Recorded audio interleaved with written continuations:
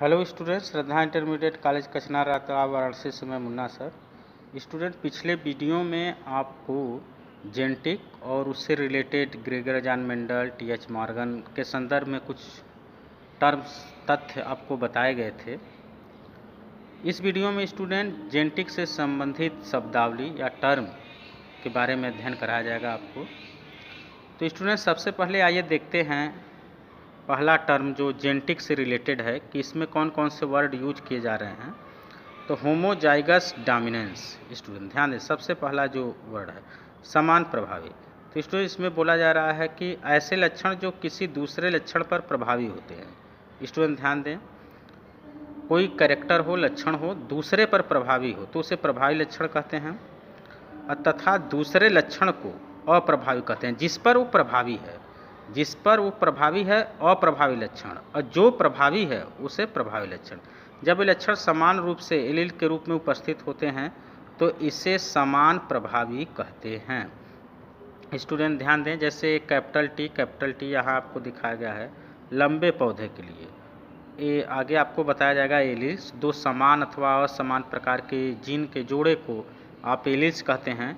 तो ये दो एलील्स कह सकते हैं, एलील्स एक ही है लेकिन दो जीन इसमें उपस्थित हैं, तो ये कह सकते हैं ये टाल के लिए, स्पेशली टाल के लिए, लंबे पौधे के लंबेपन के लिए ये उत्तरदायी है या उसको संबोधित करता है। लेकिन इसी में स्टूडेंट देखें, ये टोटल आ जाता है बौनापन, ये टोटल बौनेपन के लिए कह सकते हैं प्रदर्शित किया जाता है। लेकिन एक हम लिखते हैं आगे आएगा इस तरह से। स्टूडेंट इसको देखिए आप, इसमें कह रहे हैं ये बाहर से देखने पर पौधा लंबा, लेकिन अंदर इसमें बौनेपन का गुण छिपा है। अर्थात जो स्मॉल टी है वो बौनेपन के लिए है और जो कैपिटल टी है वो आपका लंबेपन के लिए है। तो पौधे का जो लंबापन गुण है वो प्रभावी लक्षण हो जाता है, क्योंकि वो बाहर से हमको दिखता है। और यह प्रभावी लक्षण बौनेपन, पौधे के बौनेपन कैरेक्टर को दबा दिया है, बौनापन हमको दिखता नहीं है। तो स्टूडेंट ध्यान दें, बाहर से इस प्रकार का पौधा जो है जिसमें कैपिटल टी स्मॉल टी, इसे हेटेरोजाइगस डोमिनेंट बोलेंगे, आगे आपका आएगा। तो उसमें जो कैपिटल टी है वो प्रभावी लक्षण है, स्मॉल टी अप्रभावी लक्षण है।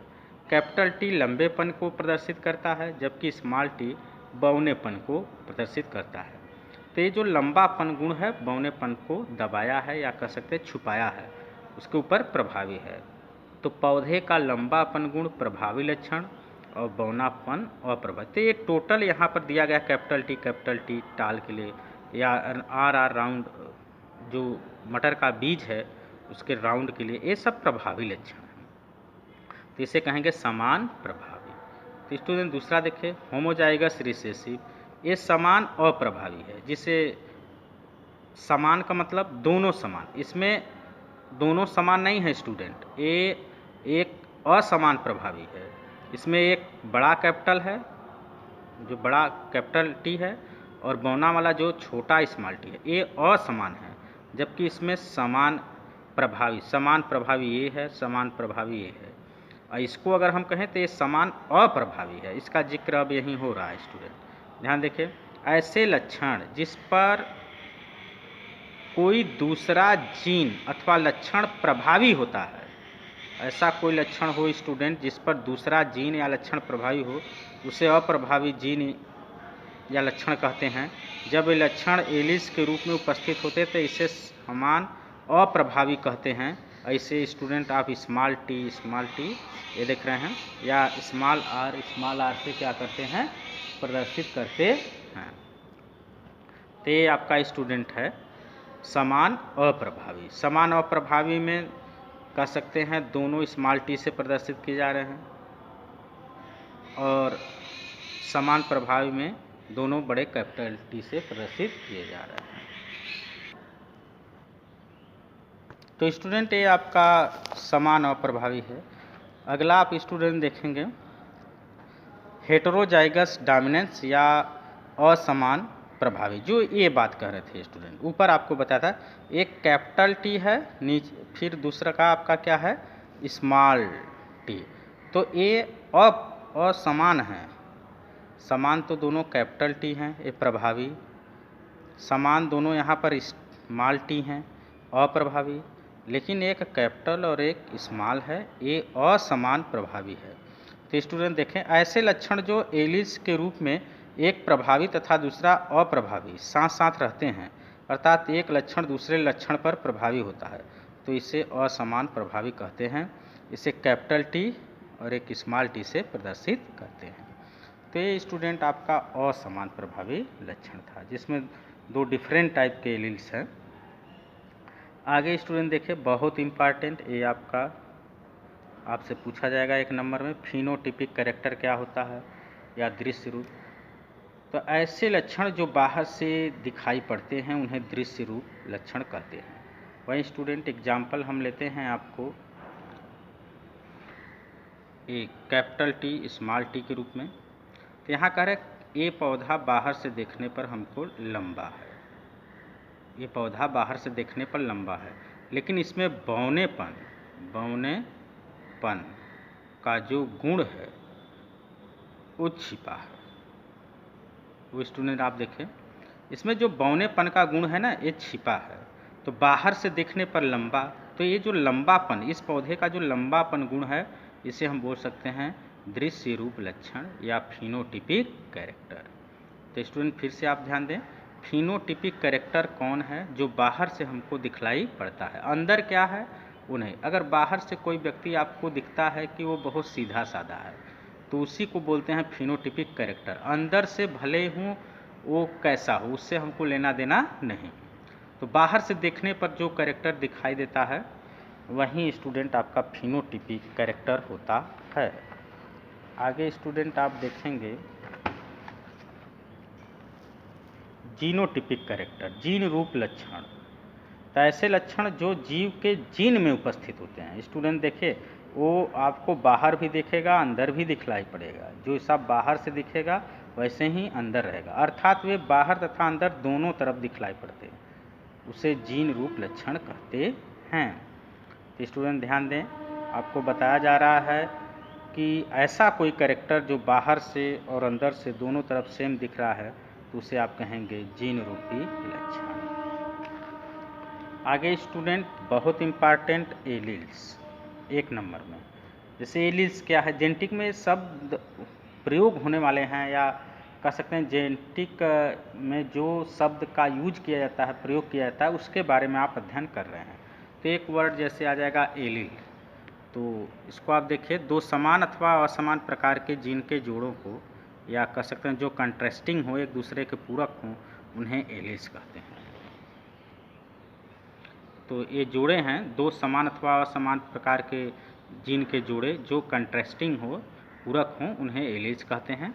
यहाँ पर उस रूप में दिखाया जाएगा।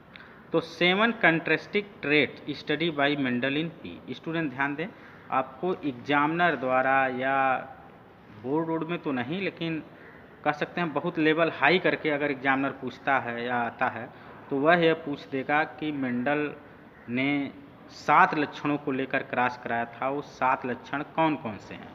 या सिंपलेस्ट अगर है तो केवल वो पूछता है कि कितने लक्षणों के बीच क्रॉस कराया था। तो स्टूडेंट आपका आंसर रहेगा 7 लक्षणों के बीच। लेकिन अब वो 7 लक्षण कौन कौन से हैं स्टूडेंट, अगर ये पूछा जा रहा है तो ये थोड़ा सा आपके लिए डिफ़िकल्ट हो जाता है कि कौन कौन से लक्षण दिए। तो 7 आपको याद करना होगा। तो मेंडल ने मटर के पौधे में 7 कैरेक्टर लिया और 7 के बीच क्रॉस कराया, तो उसी का आपको है जिक्र यहाँ पर कि 7 कैरेक्टर या कंट्रास्ट कौन कौन से हैं। तो स्टूडेंट देखें, स्टीम हाइट, मटर के तने की लंबाई कैसी है, तो उस आधार पर अगर लंबा है तो टाल और छोटा है तो बौना।